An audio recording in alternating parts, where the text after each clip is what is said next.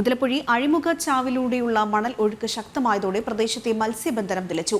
ദിവസേന 2000 ക്യൂബിക് മണൽ നീക്കം ചെയ്യേണ്ടിടത്ത് പ്രവൃത്തികൾ ഒന്നും പൂർത്തീകരിക്കാതെ ആയതോടെയാണ് മത്സ്യബന്ധനം അനിശ്ചിതത്വത്തിൽ ആയത്.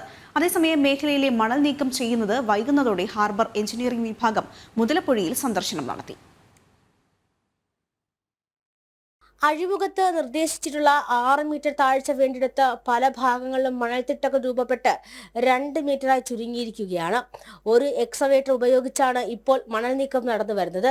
അഴിമുഖ ചാലിൽ നിന്നും മണൽ നീക്കം ചെയ്യുവാനായി ബാർജ് ലോഡിങ്ങിന് 3 മണിക്കൂറോളം സമയമാണ് വേണ്ടി വരുന്നത്. ഇതിനാൽ കൂടുതൽ ബാർജ് എത്തിച്ച് സമയനഷ്ടം ഒഴിവാക്കാനുള്ള ശ്രമത്തിലാണ് അധികൃതർ. മണൽ നീക്കം വേഗത്തിലാക്കുവാൻ കൂടുതൽ ഡ്രഡ്ജർ എത്തിക്കണമെന്നാണ് മത്സ്യത്തൊഴിലാളികൾ ആവർത്തിച്ച് ആവശ്യപ്പെടുന്നത്.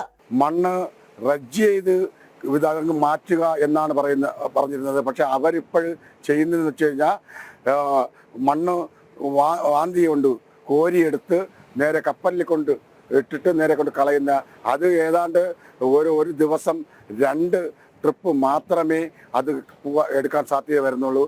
പക്ഷേ ഞങ്ങൾ ഇപ്പോഴും വലിയ ആശങ്കയിൽ നിൽക്കുകയാണ്. 2000 ക്യൂബിക് മീറ്റർ മണൽ ദിവസവും നീക്കം ചെയ്യേണ്ടതായിട്ടുണ്ട്.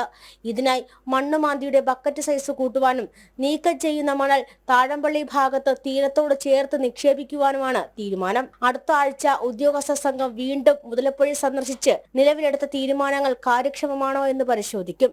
കാര്യക്ഷമമല്ലെന്ന് കണ്ടാൽ ഡ്രഡ്ജർ എത്തിക്കുവാനുള്ള നടപടി സ്വീകരിക്കുമെന്നും ഉദ്യോഗസ്ഥ സംഘം അറിയിച്ചു. ജനം, തിരുവനന്തപുരം.